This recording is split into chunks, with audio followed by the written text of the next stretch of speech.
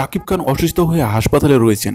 সেখানে চলছে তার চেক আপ। উচ্চ রক্তচাপ, ঘাড়ের ব্যথা নিয়ে চিকিৎসকের দ্বারস্থ হয়েছেন কিং খান। তার আত্মীয়রা ধারণা করেছেন লিভারের পুরনো সমস্যাও তাকে ভোগাচ্ছে হয়তো। এদিকে শাকিব খান হাসপাতালে গেছেন শুনে উদ্বিগ্ন হয়েছেন চিত্রনায়িকা অপু বিশ্বাস।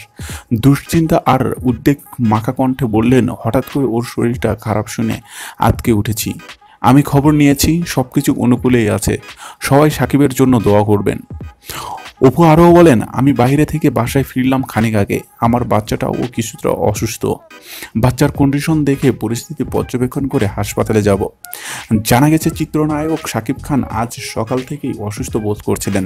পরে আত্মীয় স্বজনের পরামর্শে দুপুর 12টার দিকে চেক আপ করানোর জন্য রাজধানীর ল্যাবেড হাসপাতালে যান তিনি।